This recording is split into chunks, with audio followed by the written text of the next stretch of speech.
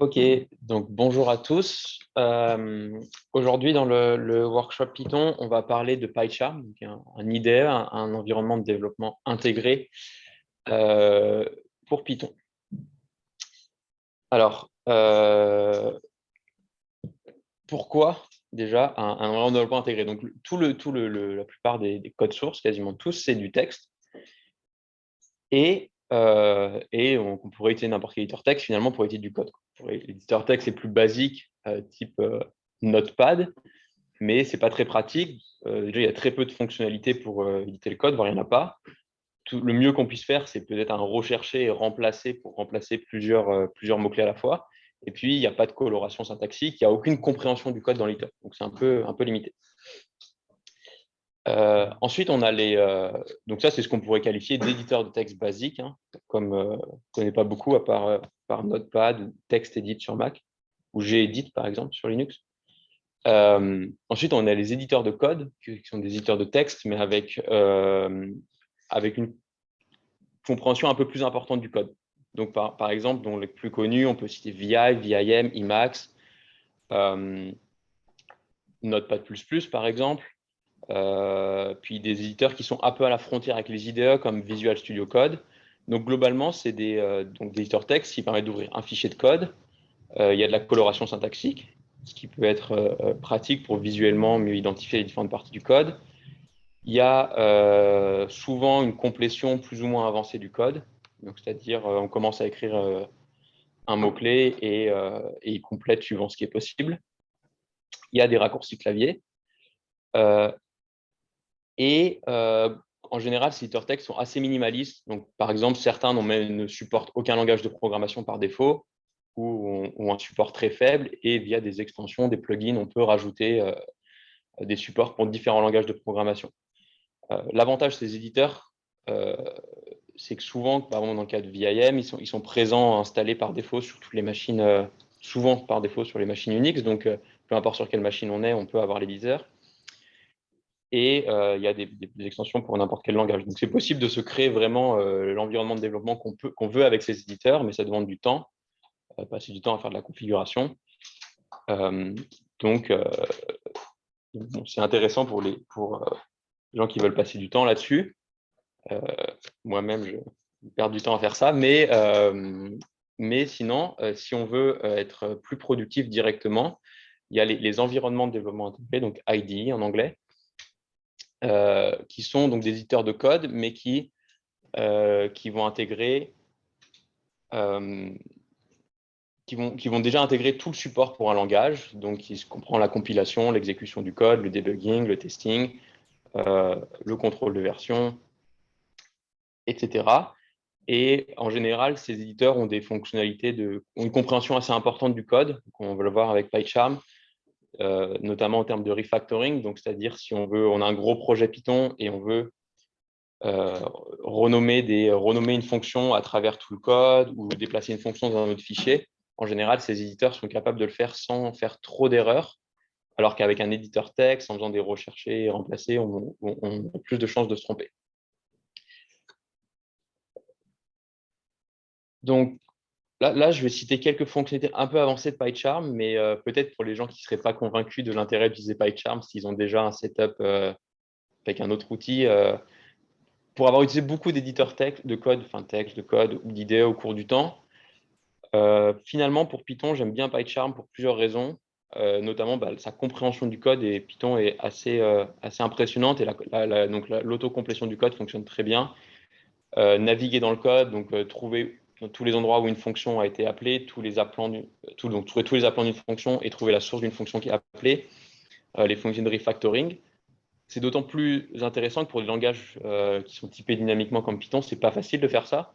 Pour un langage comme Java, en général, n'importe quel éditeur de code Java a des fonctionnalités de refactoring qui fonctionnent bien parce que c'est facile de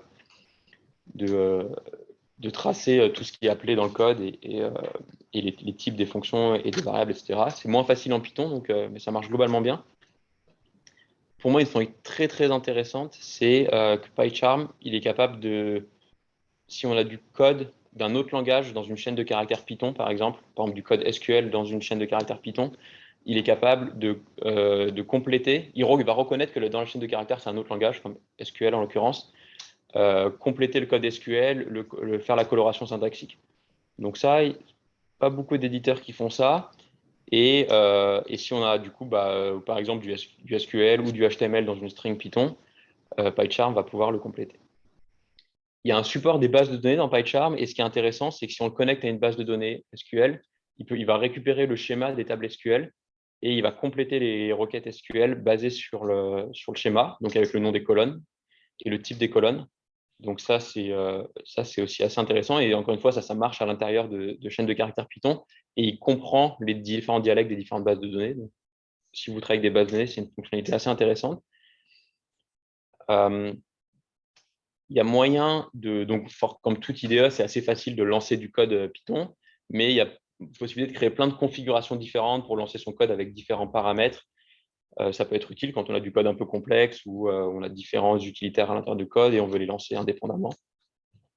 C'est assez bien intégré avec toutes les fonctionnalités de test de Python, notamment les doc tests. Alors ça, on en parlera dans une autre session du working group Python en janvier, mais ça marche assez bien. Et pour les gens qui aiment bien les raccourcis clavier, comme VI fait, il y a un très bon plugin pour VIM donc, que j'utilise, qui marche assez bien et qui remplace les raccourcis clavier de PyCharm par les raccourcis clavier de VIM. Alors, il y a des inconvénients à PyCharm et aux IDE de manière générale. Déjà, c'est un programme graphique qui est assez lourd puisqu'il intègre tout un tas de fonctionnalités. Et un PyCharm vide, ça prend à peu près 2 gigaoctets de mémoire, alors qu'un VIM vide ou avec un seul fichier, ça va prendre 10 mégaoctets. Maintenant, si c'est pas 2 gigaoctets par fichier, si on ouvrait plus de fichiers, ça prendrait pas beaucoup plus. Mais il y a quand même, c'est quand même plus lourd, un peu plus lent, etc. Donc, si on veut éditer un seul fichier, c'est peut-être pas forcément pertinent. PyCharm a une notion, comme on va le voir, de projet. Et à ma connaissance, c'est pas très facile de juste ouvrir un fichier en dehors d'un projet avec PyCharm pour le modifier.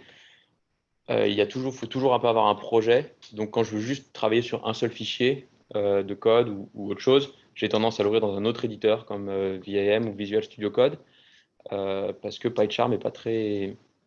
Enfin, il faut forcément qu'il y ait une notion de projet. Et parfois, on n'a pas envie de créer un projet. Alors ça, je ne sais pas si ça n'a pas changé. Okay. Avec la dernière version, des fois, quand j'ai fait ouvrir avec PyCharm, il me dit je vais l'ouvrir en standalone. Ouais, alors je suis jamais tombé là-dessus, mais c'est peut-être donc c'est peut-être possible maintenant. Je vais essayer de le faire. Également, PyCharm permet de développer sur des machines à distance, mais c'est un peu ça utilise SFTP, c'est pas toujours très bien supporté. Alors le concurrent, par exemple Visual Studio Code, fonctionne très très bien. Donc si on veut développer sur une machine à distance, sur un interpréteur Python distant, débugger sur un interpréteur Python distant, qui soit à travers SSH ou dans Docker sur notre machine, ça fonctionne très très bien. Donc bon, peut-être qu'ils vont l'améliorer avec le temps, mais pour développer sur une autre machine à distance, par exemple parce qu'elle est plus puissante, j'ai préféré utiliser Visual Studio Code. Et également les IDE de manière générale, donc sur PyCharm ou d'autres IDE Python, Spider, etc., ils ont tendance à cacher certains détails, pas forcément bas niveau, mais on pourrait dire, j'appelle ça bas niveau, mais c'est pas forcément très bas niveau, mais comme par exemple les environnements virtuels Python. Et donc c'est pratique pour les débutants, mais parfois s'il y a un problème, on ne sait pas trop ce que l'IDE a fait pour nous en background. Donc parfois c'est aussi bien de savoir éditer du code Python à la main, lancer du code Python à la main, tester, débugger du code Python à la main, etc. pour mieux comprendre ce que l'IDE fait.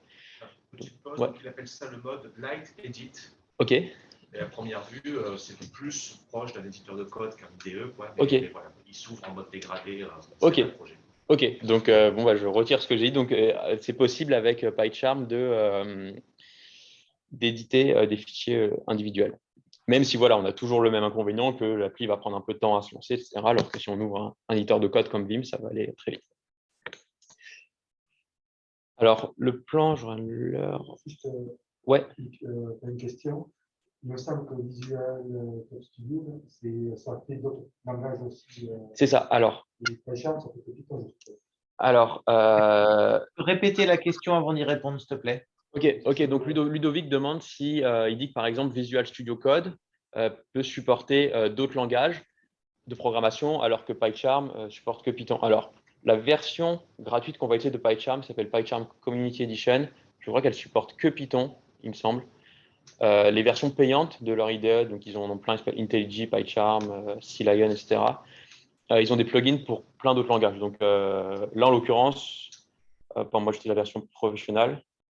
Il y a dedans donc le support de SQL, et même dans un même projet, je vais pouvoir éditer du HTML, du SQL. Donc il y a Alors, pour ouais. info, pour SQL, je ne sais pas, mais pour HTML, par exemple, ça marche aussi avec la version Ok. Community. Hein. Ok. Donc, mais c'est sûr que c'est un peu confusant l'approche de JetBrains, donc qui est l'éditeur de ces logiciels-là, où Visual Studio, c'est très clair, c'est un peu bare metal et on ajoute le support pour les langages qu'on veut. Là, on arrive, on a PyCharm, IntelliJ, il y en a un peu pour tous les langages, et du coup, c'est un peu, voilà, c'est un peu moins modulaire dans un sens. Donc, le plan d'aujourd'hui, on va voir vraiment les choses très basiques de PyCharm.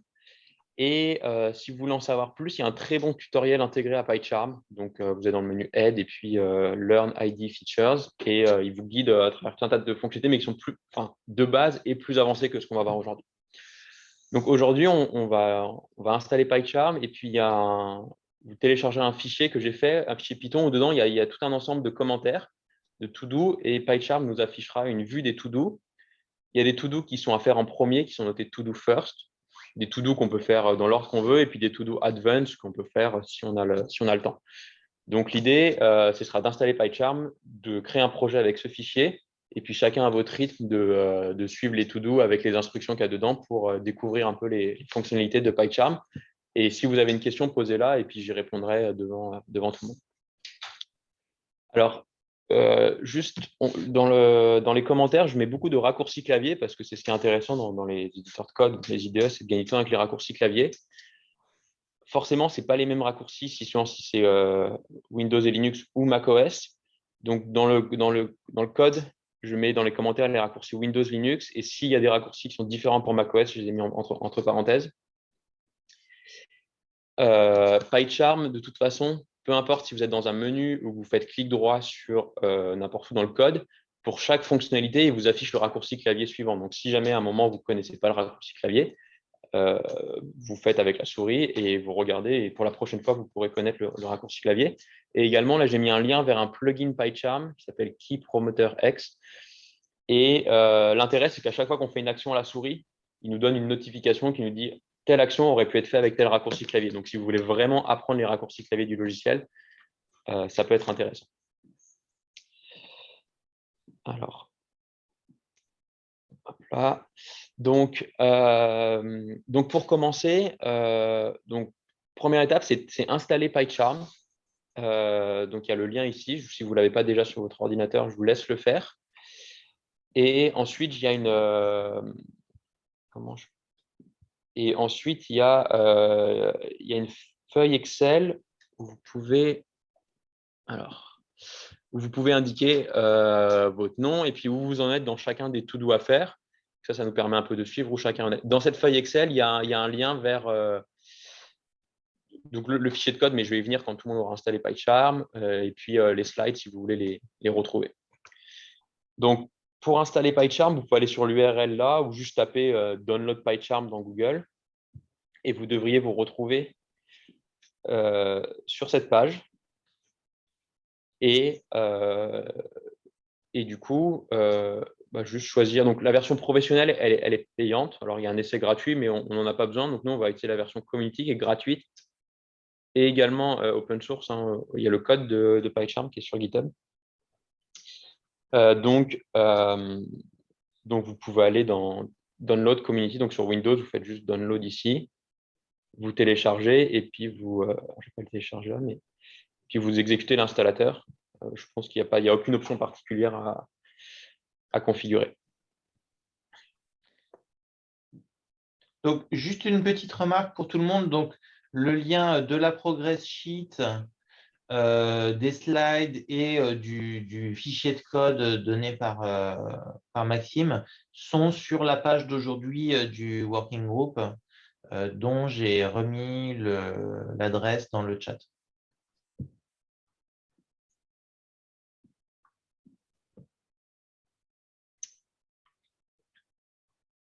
Alors, ce que je vais faire, d'ailleurs, je vais rajouter une colonne installer PyCharm dans le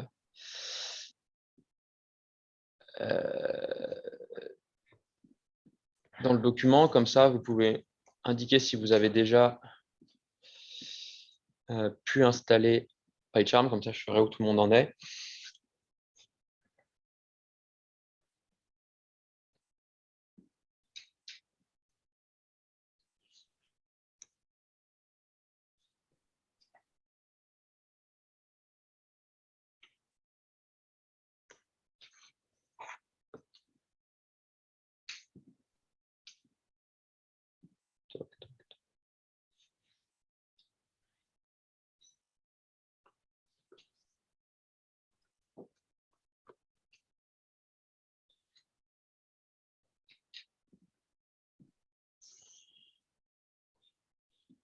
Okay. On peut se donner 5 minutes le temps de faire ça. Et puis après, je vous expliquerai la procédure pour créer un projet puis copier-coller le code.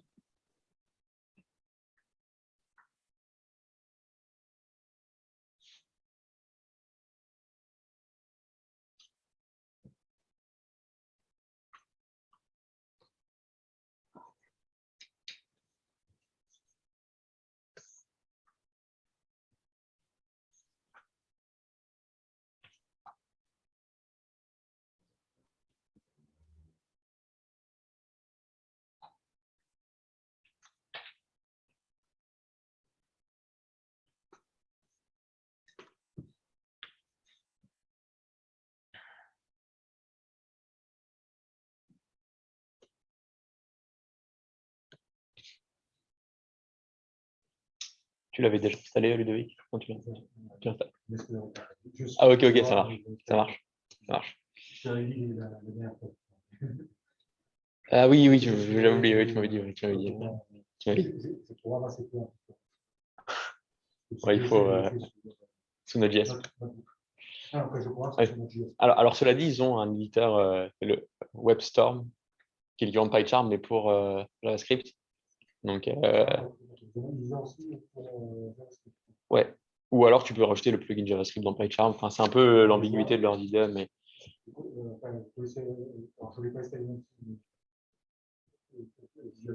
Visual Studio Code. C'est. Un collègue avec qui je travaille, plutôt ça. Oui, c'est sûr que. Et c'est ce qu'ils utilisent. On a un projet en commun, c'est ce qu'ils utilisent. Et pourquoi je posais la question? Parce qu'en fait, on a un projet qui est plutôt JavaScript Node.js, ouais. Et qui a aussi du.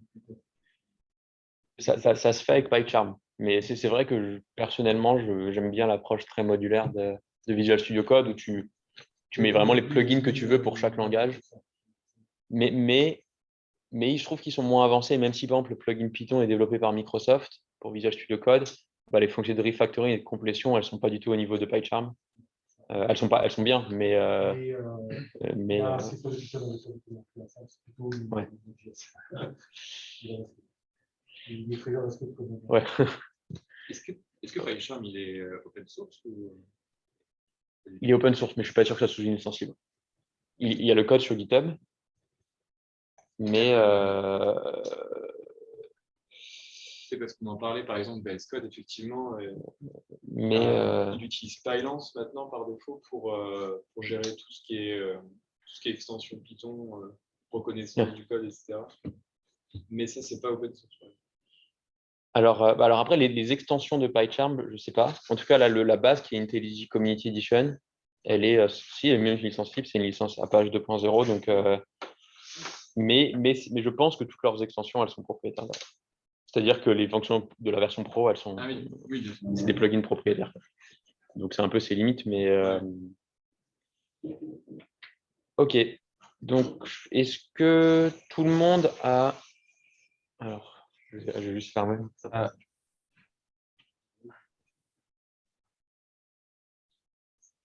OK.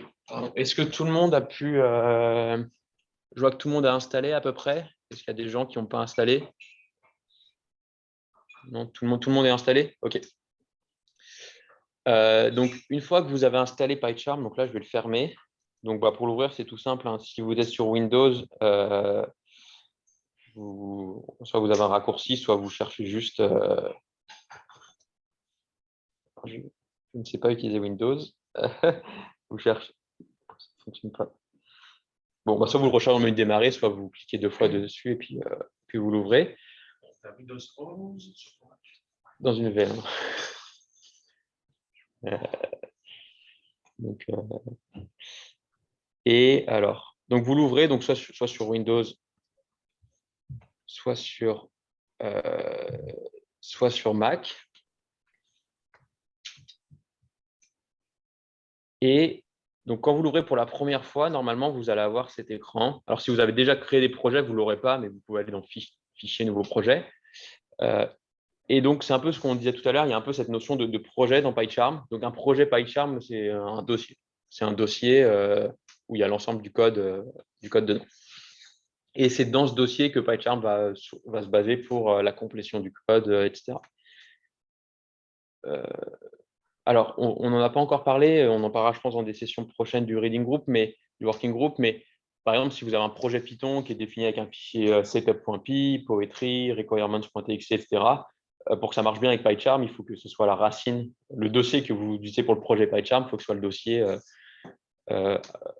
où ces fichiers de projet sont à la racine, comme ça, PyCharm les détectera automatiquement. Donc là, ce qu'on peut faire, nouveau projet, on peut mettre le nom qu'on veut. Donc, par défaut, il propose Python Project. Là, je vais l'appeler Python Workshop, par exemple, mais peu importe, vous pouvez mettre le nom que vous voulez. Par défaut, PyCharm crée un environnement virtuel Python pour le projet. Donc, c'est plutôt une bonne pratique et ça évite d'installer des packages Python globalement. Vous pouvez laisser les infos par défaut. Si vous êtes plus avancé et que vous utilisez un interpréteur Python en particulier, vous pouvez choisir le chemin de votre interpréteur Python. Je pense à Marco qui a sûrement plusieurs interpréteurs Python sur son ordinateur. C'est possible de choisir celui de ton choix. Alors, on va juste décocher Create… alors, soit vous le laissez ou pas, par défaut, PyCharm propose de créer un fichier de bienvenue avec un exemple de code. Donc, soit vous le laissez ou vous le supprimez. Dans tous les cas, on va le remplacer. Donc, vous faites juste New Environment using Virtualenv, vous laissez les options par défaut et Create. Donc là, on se retrouve dans un environnement vide où on a juste le dossier de l'environnement virtuel, puis on n'a aucun fichier. Donc, ce qu'on va faire, on peut faire, alors est-ce qu'on peut le faire comme ça? Bon, alors ce que je vais faire clic droit sur le nom du dossier et je vais faire un new file. Donc, on fait un nouveau fichier qu'on va appeler main.py et dedans, vous pouvez copier-coller le code que j'ai mis sur Gist. Donc, le lien, il est soit sur le contenu et soit sur le site du Lynx. Donc, soit vous copiez-coller tout le contenu qu'il y a ici, soit vous allez sur le lien Gist et vous copiez-coller le contenu. Donc, je copie-colle tout. Donc, les raccourcis clavier par défaut de PyCharm, c'est les raccourcis de tous les éditeurs. Donc, il y a POM-C, POM-V, CTRL-C, CTRL-V, CTRL-Z, etc. Donc, une fois que vous avez copié-collé le code dans PyCharm, il y a plusieurs onglets sur PyCharm, donc ils sont sur les côtés. Donc, par défaut, il y a un onglet projet qui permet de naviguer le dossier. Et il y a plusieurs onglets qui peuvent être intéressants. On y reviendra, un onglet terminal, package Python, etc. Ce qui nous intéresse pour l'instant, c'est l'onglet To Do. Donc, si vous cliquez sur l'onglet To Do, vous allez avoir… Alors, fail to create via Marco. Alors, normalement, c'est assez robuste. Sinon, tu peux… alors, sinon, si tu peux créer… si ça ne fonctionne pas, le virtualenv, normalement, ça va fonctionner. Si ça ne fonctionne pas, tu peux créer l'environnement virtuel à la main et puis choisir un interpréteur déjà configuré et mettre le chemin vers le Python qu'il y a dans l'environnement virtuel. Normalement, ça devrait fonctionner. Donc, une fois que vous avez le main.py chargé, donc il y a une liste de to-do qui apparaît si vous allez dans l'onglet to-do. Il y a tous les to-do qu'il y a dans le code et si vous cliquez, ça vous amène à cet endroit dans le code. Donc, je vous laisse un peu regarder les différents to-do. Donc, les to-do à faire en premier, ça va être reformater le code parce que le code que je vous ai mis, je l'ai volontairement un peu écrit n'importe comment. Il y a des espaces en trop. Enfin, c'est pas très pythonique la façon dont c'est écrit. Donc, il y a une fonction qui permet de reformater automatiquement le code avec PyCharm. Ensuite, de lancer le code et puis de regarder le résultat. Alors, d'ailleurs, je me rends compte qu'il y a une erreur. Ouais, donc, de lancer le code et ensuite de le débugger puisqu'il y a un problème dans le code et de débugger pour montrer vraiment les bases du débugger et puis essayer de trouver le problème. Puis ensuite, il y a tout un tas d'autres fonctionnalités à voir. Alors, juste, je vais modifier le GIST. En fait, pour lancer le code, avant de faire CTRL-R, il faut d'abord, corrige-moi si je me trompe, François, mais là, je ne peux pas faire CTRL-R directement. Il faut d'abord que je clique une fois sur… Donc, Mais même pour moi, CTRL-R dans l'absolu, ça veut toujours dire find and replace en fait. alors attends, je confonds peut-être. Donc, tu ferais comment pour lancer le code? Tu dirais quel raccourci? Bah, la première fois, Alt majuscule F10. Alors, forcément, je suis sûr qu'à tous les coups, c'est pas ça. Alt majuscule. Majuscule F10. Non, mais alors…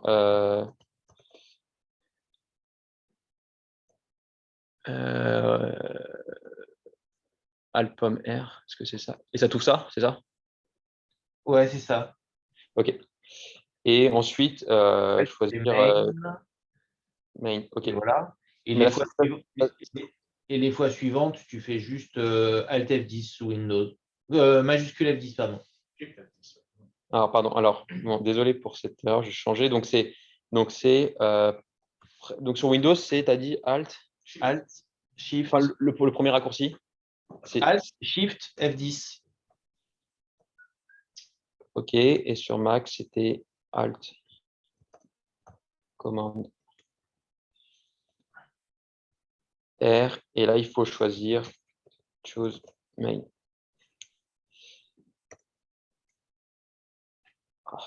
Voilà, sachant que les fois suivantes, comme on a choisi une Run Configuration, on peut juste faire Maj F10, ça va la relancer sans qu'on ait besoin de la choisir. Maj F10. Maj F10. Sur Mac, c'est… Donc sur Mac, effectivement, j'ai confondu, c'était CTRL plus R.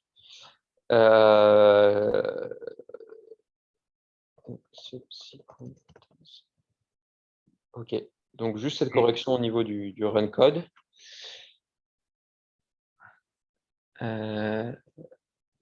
Effectivement, Marco, les interpréteurs qui trouvent par défaut, parfois, ils trouvent pas, il va regarder juste dans user bin ou /bin. Donc, c'est possible, si tu as un interpréteur qui est installé ailleurs, parfois, il ne le trouve pas. Donc, il faut mettre le chemin à la main. Et Maxime dit que c'est CTRL SHIFT F10 la première fois. Bon, alors, soit Maj Alt F10. Donc, je les mets tous. Hein. En tout cas, autre façon de le dire, c'est dans le menu Run et ça s'appelle Run point de suspension. Et après, comme ça, vous saurez quel est le. Ah, mais c'est marrant que ce ne soit pas le même raccourci chez Maxime. Maxime, tu as quoi toi comme OS? Tu es sous Linux? Oui, c'est sur en ce moment. Ubuntu. Ok, donc je pensais que les raccourcis Windows étaient les mêmes que sur Linux, mais peut-être qu'ils sont aussi différents sur Linux à cause des conflits avec d'autres applications. Alors, juste pour finir, je vous laisse regarder les différents to-do, essayer, donc lancer le code avec les deux raccourcis qu'on a donnés, reformate le code, lancer le code, regarder un peu le debugger, comment ça fonctionne. Donc, sachant que, juste pour détailler le code, c'est juste un code tout simple qui est censé retourner la valeur de pi, et là, si on le lance, on se rend compte que ça ne marche pas. On devrait avoir quelque chose à peu près égal à 3,14, et là, on n'a pas la bonne valeur, donc il y a une erreur de code toute bête à trouver. Voilà, donc je vous laisse un peu regarder les différents raccourcis, puis si vous avez des questions, posez-les dans le chat ou à l'oral.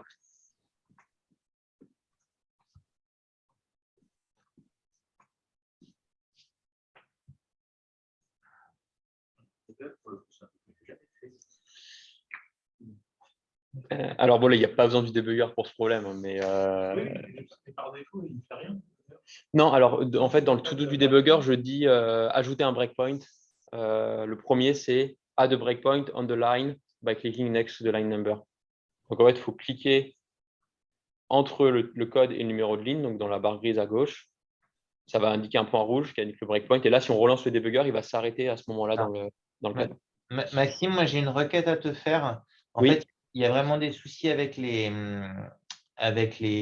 raccourcis clavier. Par exemple, pareil, moi j'étais à debug code, là tu écris CTRL-D. Chez moi, c'est pas CTRL-D non plus. Ah, Et je pense que le mieux, ce serait que idéalement, que tu écrives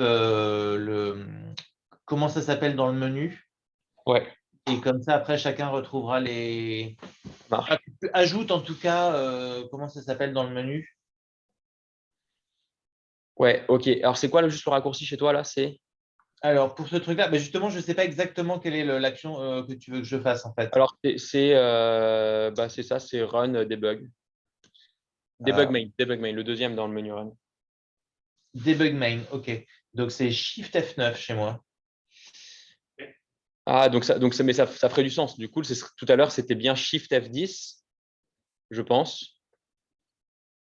Enfin, ça correspond au raccourci run, Shift F10 pour run et Shift Maj plus F9. Et donc sur Mac, c'est bien contrôlé. Désolé, il y en a que je pense avoir vérifié, mais j'ai pas tout de suite vérifié. Ah, il n'y a pas de souci.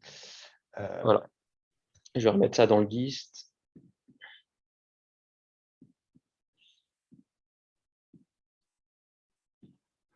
Voilà.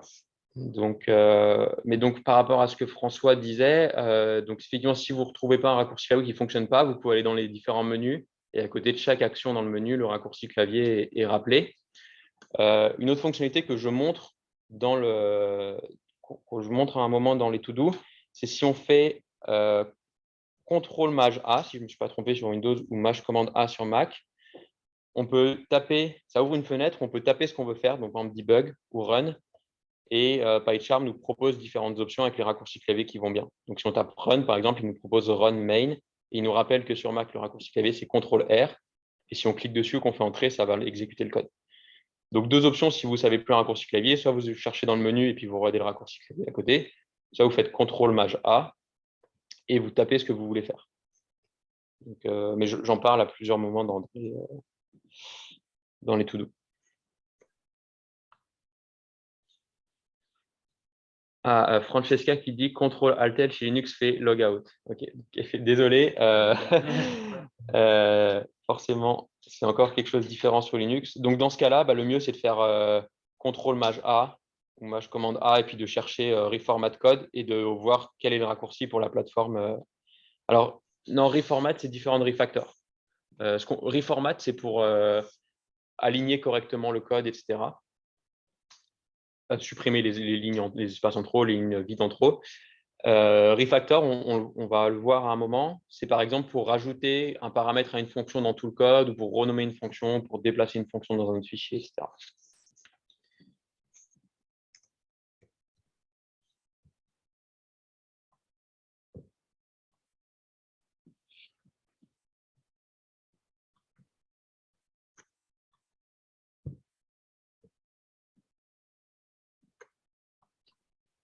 Okay.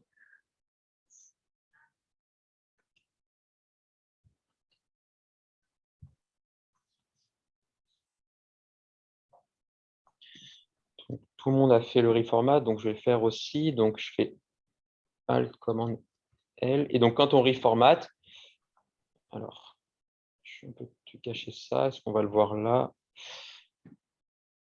Donc, on voit bien, là, j'avais le code qui ressemblait un peu à rien, où j'avais des espaces en trop, là, les équations qui sont mal formatées. Donc, si je reformate le code, PyCharm me met tout bien.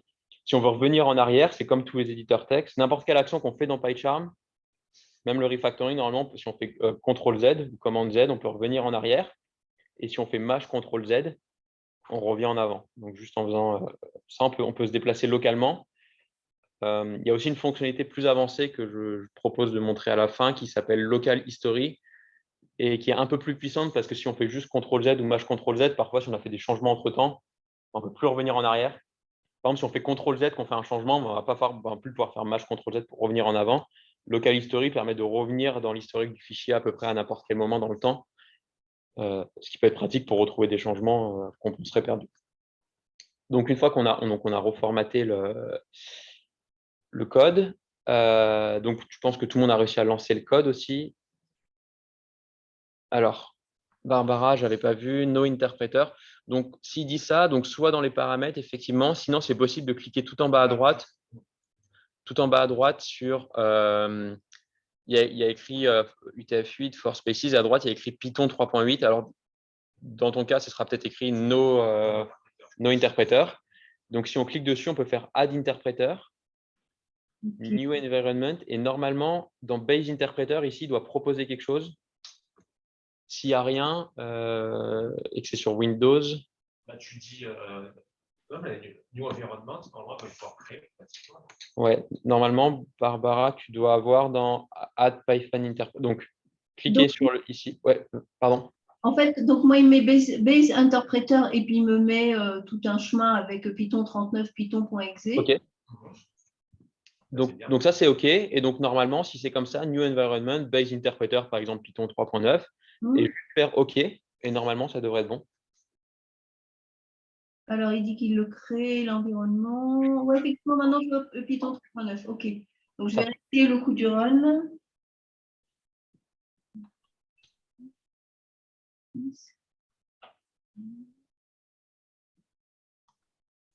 OK. Il m'a dit process finish. Enfin, voilà. OK, normalement, ça doit sortir 0004. Exit code 0, ouais. OK. Donc voilà. Donc là, tout le monde a réussi à lancer le code. Donc là, on voit que la sortie du code n'est pas correcte, puisqu'on s'attend à avoir à peu près quelque chose égal à pi, et là, on n'a pas. Donc, pour montrer à tout le monde, ce que je préfère, c'est utiliser le debugger. Donc, l'idée du debugger, c'est comme dans n'importe quel langage, hein, c'est de s'arrêter à un endroit dans le code et d'inspecter l'état du code localement, et puis d'aller en avant dans le code. Alors, ce n'est pas possible pour Python à ma connaissance, mais dans certains langages, je peux même revenir en arrière dans le debugger et de modifier l'état du programme, etc., pour voir un peu ce qui se passe. Donc ici, je propose d'ajouter un breakpoint, donc un point d'arrêt au niveau de la boucle for. Puisque l'idée de ce code, c'est de générer des nombres dans un carré et de compter le nombre de points qui tombent dans un cercle. Et le ratio du nombre de points, de points qu'on a généré sur le nombre de points qui tombent à l'intérieur du cercle, c'est proportionnel à pi. Donc, on clique sur la ligne à côté de la boucle for. Donc là, pour le numéro 68, je clique et ça rajoute un petit point rouge qui indique un breakpoint.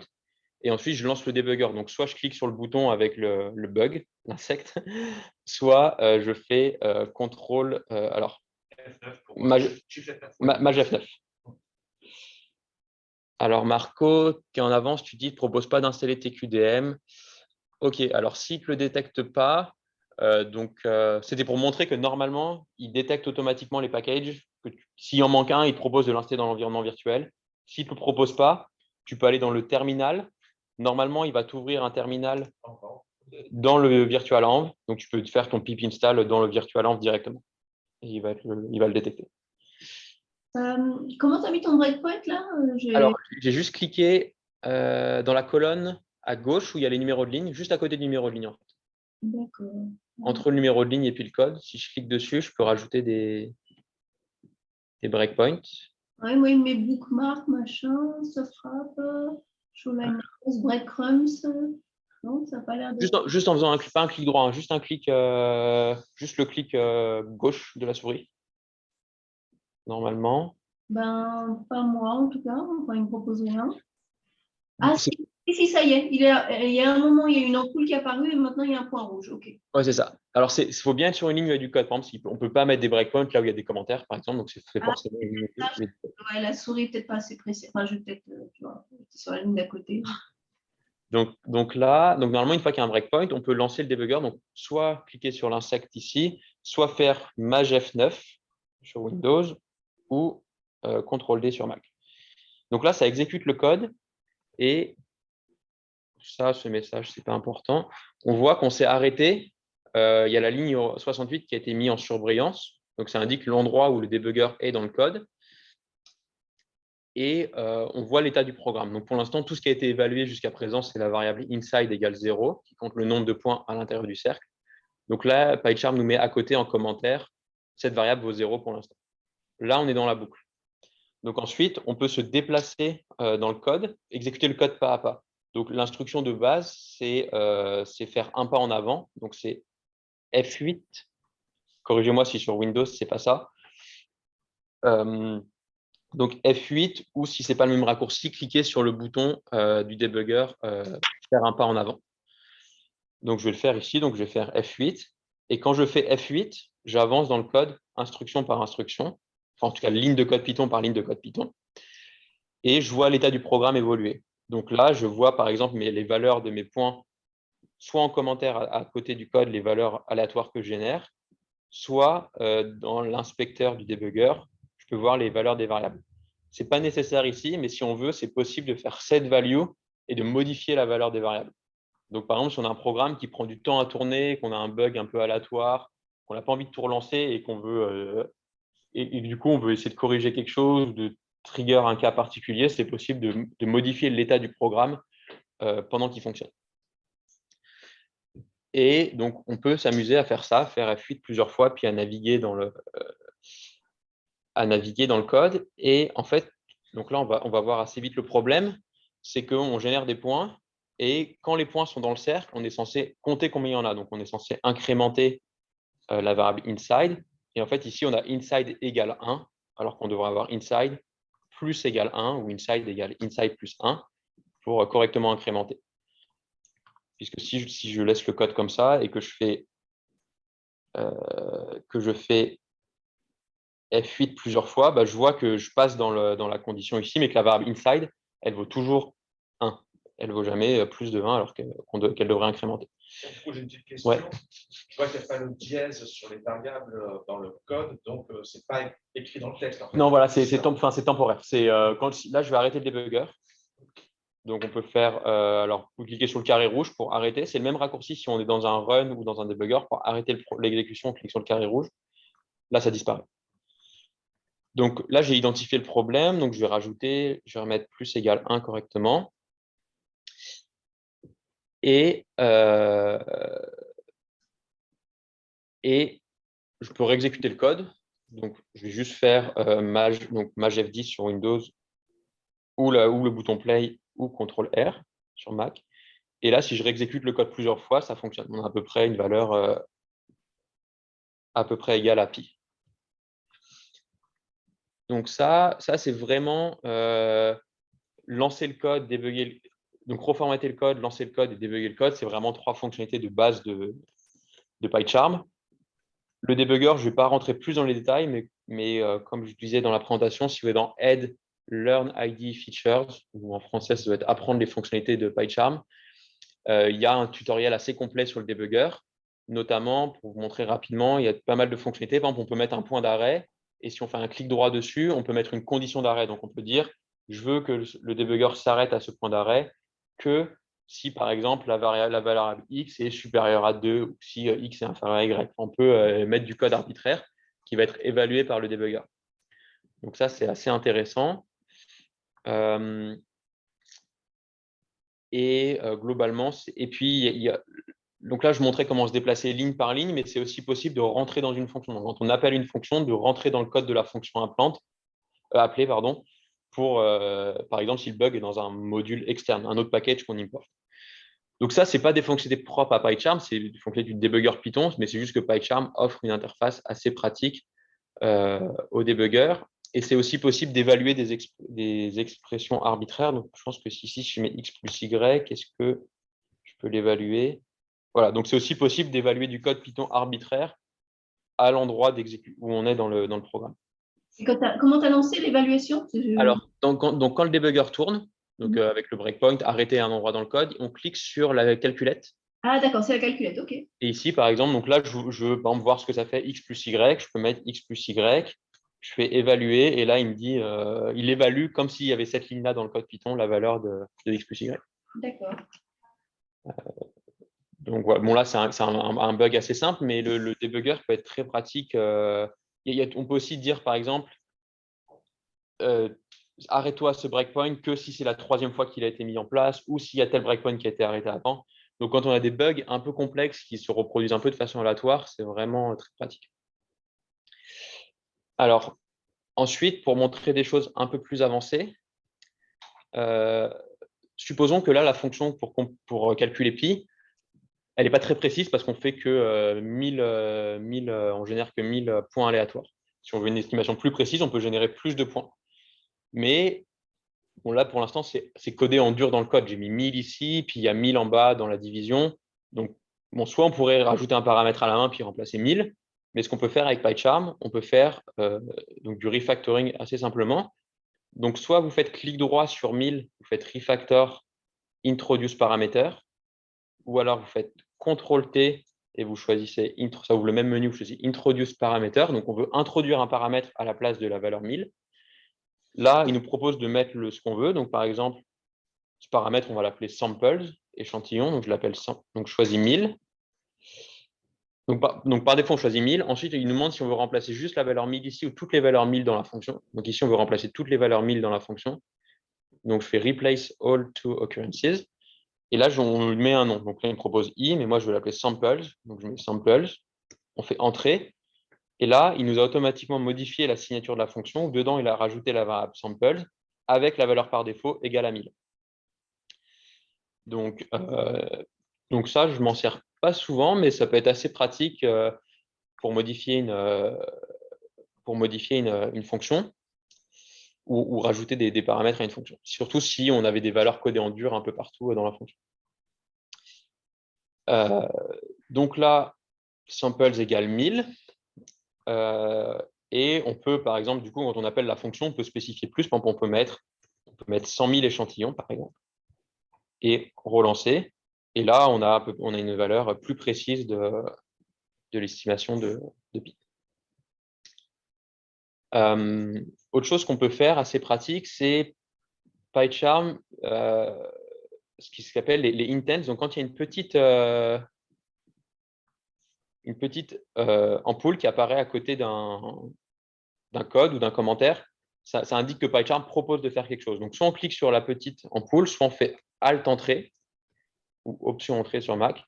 Et en l'occurrence, ici, donc, il y a une faute, c'est pas simulation, mais c'est simulation. Donc, on peut faire Alt Entrée et il nous propose de corriger la faute, donc soit de mettre simulation, soit si le mot est correct, on peut l'ajouter à un dictionnaire local au projet pour pas qu'il nous propose de le recorriger. Donc ici, si je fais simulation, je clique, il m'a corrigé la faute d'orthographe. Ça marche aussi pour n'importe quoi. Par exemple, si ici j'avais mis des parenthèses autour du if, c'est pas nécessaire les parenthèses en Python dans un if. Donc si je fais Alt Entrée, il va me dire, il me propose de supprimer les parenthèses redondantes. Donc à chaque fois qu'il y a, alors est-ce qu'on peut le voir autrement ça? Donc à chaque fois qu'il y a l'ampoule qui apparaît, ou c'est très léger, mais que dans la barre où on peut scroller à droite, PyCharm affiche une ligne en jaune ici ou d'une autre couleur, ça indique qu'il y a potentiellement une action à faire. Donc vous pouvez aussi toutes les voir si vous êtes donc à côté de l'onglet To Do, il y a l'onglet Problème. Si vous cliquez sur Problème, il affiche tout ce qu'il propose. Donc par exemple ici les parenthèses redondantes qu'on peut résoudre, et puis les autres typos qu'il a détectés. Par exemple ici il ne connaît pas le mot links, je peux lui dire ajoute links au dictionnaire et maintenant il ne corrigera plus l'erreur. Pareil pour TQDM, je peux lui dire ajoute TQDM au dictionnaire.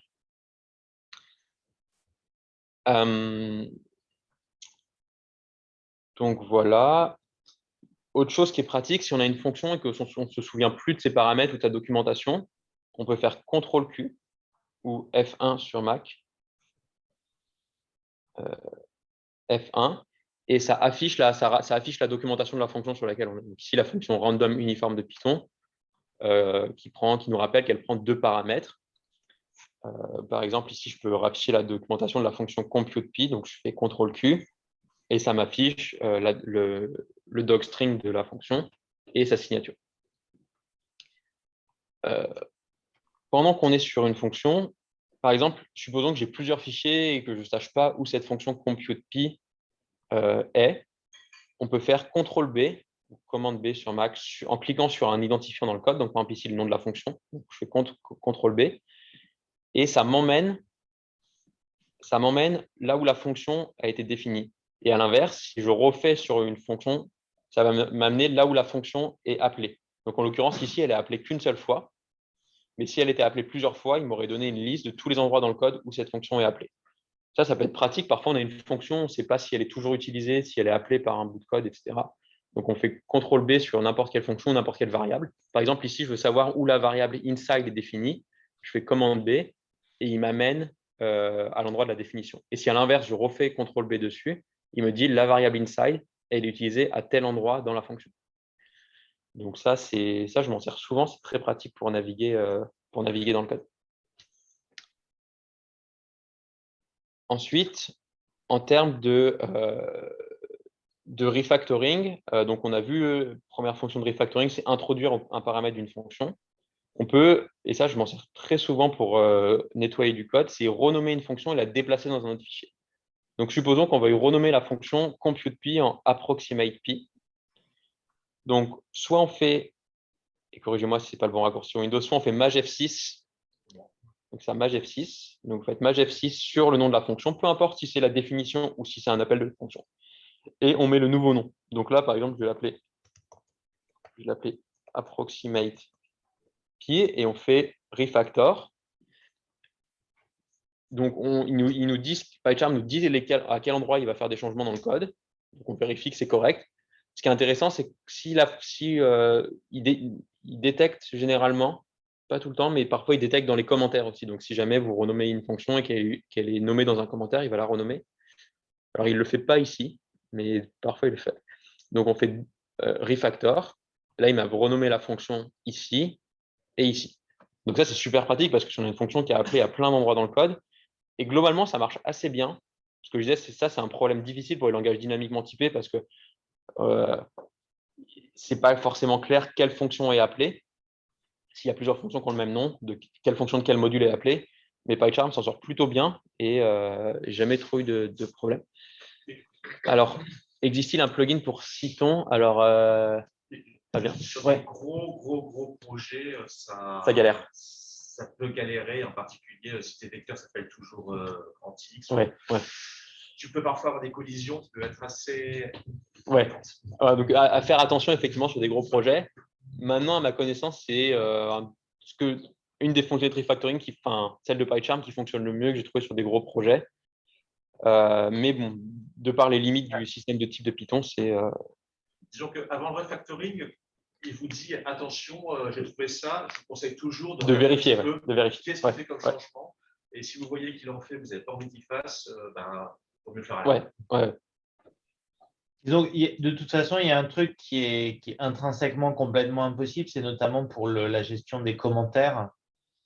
Parce qu'il peut pas, enfin, si vous avez plusieurs variables à des endroits différents du code qui s'appellent Toto, il ne peut pas savoir dans le commentaire si vous parlez de l'une ou de l'autre. C'est quand même difficile de le savoir. Ouais, ça c'est effectivement c'est une des limites. Donc, ça encourage aussi à avoir des noms variables plutôt descriptifs pour éviter les conflits d'identifiants dans le code.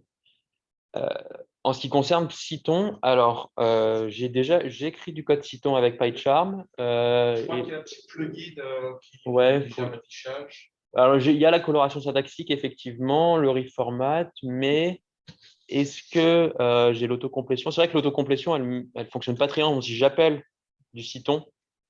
Alors, ce que j'ai fait dans un projet pour que ça fonctionne, en fait, c'est que j'ai rajouté un fichier de typing qui est optionnel en Python pour donner les signatures de mon Cython et que PyCharm les trouve. Donc, en fait, ce que j'ai fait dans ce projet, par exemple, c'est que, donc par exemple, je vais avoir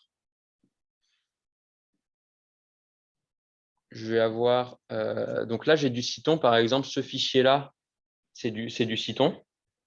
Donc, j'ai bien la coloration syntaxique, etc. du Cython. Mais ce que j'ai fait pour avoir les signatures qui s'affichent bien quand je l'appelle depuis Python, j'ai créé un fichier .pyi et dedans, je définis juste en Python les signatures des fonctions. Donc ça permet à PyCharm de bien les afficher, et aussi à MyPy, donc un outil Python qui permet de vérifier statiquement les types, de comprendre mon code Python, parce qu'effectivement, ça ne marche pas toujours bien juste avec les fichiers PYX. Donc, on crée un fichier PYI où on met juste les signatures et puis on met 3 petits points ou passe à la place de l'implémentation, normalement, et qui a le même nom que le fichier, avec juste l'extension qui change. Normalement, ça marche.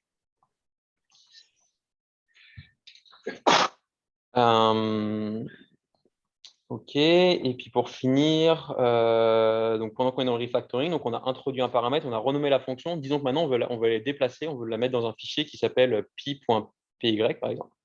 Donc pareil, on peut faire CTRL-T rename, ou alors CTRL-T move, donc c'est juste F6. Donc rename, c'est maj F6, move, c'est F6. Donc je vais sur l'identifiant et je fais F6. Et là, il me demande dans quel fichier je veux le mettre. Donc là, je vais mettre un nouveau fichier qui s'appelle pi.py. Je fais refactor. Et là, il va bien créer un fichier pi avec les bons imports. Donc ça, c'est super pratique. Il a détecté les imports qui étaient nécessaires pour cette fonction. Il me les met dans le fichier. Et il m'a importé automatiquement le nouveau fichier dans mon main. Donc ça, c'est très, très pratique pour ça marche globalement assez bien. Quand on veut splitter un gros fichier en plein de petits fichiers, ou à l'inverse, le remettre dans le fichier. Là, je peux faire l'opération inverse. Je peux refaire F6, move, et mettre move dans main.py.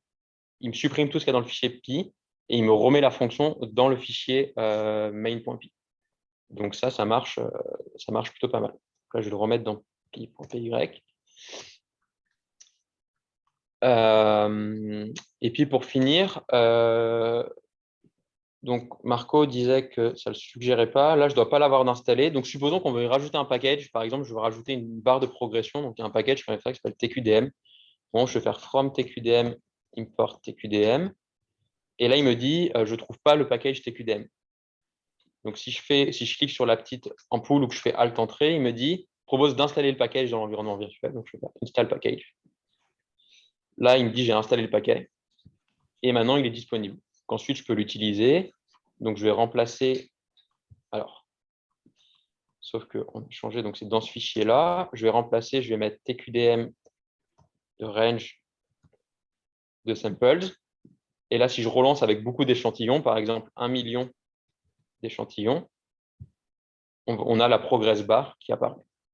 Donc PyCharm nous a installé dans l'environnement virtuel le paquet qui va bien.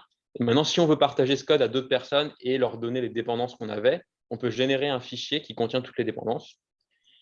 Donc, pour ceux qui connaissent, c'est ce qu'on peut faire en ligne de commande avec pip freeze. Mais dans PyCharm, on peut faire CTRL-MAJ-A, qui permet de chercher une action. Ici, l'action, elle s'appelle sync Python requirements. Donc, je tape sync Python requirements. Donc, il n'y a rien à changer. On fait OK. Et là, il me génère un fichier requirements.txt avec toutes les librairies qui sont spécifiques à ce projet. Donc, en l'occurrence, ici, TQDM. Ça permet de les réinstaller facilement dans un autre environnement virtuel, même s'il y a tout un tas d'autres méthodes. Par exemple, moi, pour mes projets, dans notre équipe, on a tendance à utiliser Poetry pour Python. Et PyCharm gère aussi Poetry. Et si on fait installer un paquet, il va modifier le fichier PyProject pour rajouter la dépendance dedans. Donc ça marche avec différentes méthodes. Ça marche aussi si vous utilisez les Conda files, il me semble, avec Conda. Globalement, ça marche suivant la méthode de gestion de paquets que vous utilisez pour Python. C'est assez pratique. J'ai une question. Ouais. Moi, donc, j'ai mis le from TQDM import TQDM et il ne me propose pas de l'installer. Il me propose rename reference, ignore. OK. Alors, je pense que c'est comme Marco, c'est que ce que François disait, c'est que par défaut, dans Anaconda, il doit être installé. En fait, moi, je n'utilise pas Anaconda, en l'occurrence ici, mais si tu utilises Anaconda, il est peut-être déjà installé. Donc, en fait, il ne te propose pas de l'installer. S'il ne met rien en rouge en dessous, ça veut dire qu'il n'y a pas de problème. Et j'ai Anaconda, effectivement. Donc, si tu lances le code en faisant run, normalement, ça devrait fonctionner. Ben non, il me dit no module name TQDM. OK. Alors, bon, peut-être que cette fonctionnalité-là qui permet d'installer automatiquement le paquet ne marche pas tout le temps. Donc, dans ce cas-là, en cliquant sur Terminal en bas, on ouvre un terminal qui est directement dans l'environnement virtuel. On clique sur Terminal, on est dans l'environnement virtuel. Et là, on peut faire pip install TQDM. Et là, il est déjà installé. C'est finalement ce que fait PyCharm en background. Après, je sais d'expérience que si tu as des installs où tu n'as pas fait forcément le bon ordre d'install de ton Anaconda et de PyCharm, tu peux avoir une désynchro entre les deux. Ouais, Et du coup, genre, PyCharm ne va pas créer le vent dans le terminal, ouais, va ça, installer c'est au merde. bon Ok. endroit. Ça peut arriver si ce n'est pas fait dans le bon ordre, Ok. qu'il y ait vraiment une incompatibilité des modules. Ok, ok, donc c'est possible qu'il y ait. Personnellement, effectivement, vu que j'utilise surtout Poetry, j'ai pas tendance à installer les paquets comme ça, mais je trouvais que c'est une fonctionnalité pas mal, surtout si on commence en Python, ou pareil qu'on copie-colle un code quelconque et qu'on veut installer rapidement tous les packages qui sont importés. Ça fonctionne globalement pas trop mal. Voilà, donc on arrive à la fin. C'est les fonctionnalités principales de PyCharm. Enfin, principales. C'est 1% des fonctionnalités de PyCharm. Mais j'espère que ça vous a au moins permis de prendre en main les bases. Et puis, on aura l'occasion, je pense, de réutiliser PyCharm dans les prochaines sessions du workshop, notamment quand on parlera des tests. Donc c'est pas mal de l'avoir vu là. Donc, si vous avez des questions, je suis encore là. Déjà, merci beaucoup. C'est top. Donc, merci. Il y a les slides sur. Donc, François va dire les slides, si vous voulez revoir ce qu'on a dit, puis le code de base duquel on est parti. Et je voulais vous montrer. Donc, il faut Help, Learn ID Features. Là, il y a tout un ensemble de leçons que PyCharm propose. Et en fait, quand on clique sur une leçon, alors on fait ouvrir. Donc, il va nous ouvrir un nouveau projet où dedans, il y a déjà du code.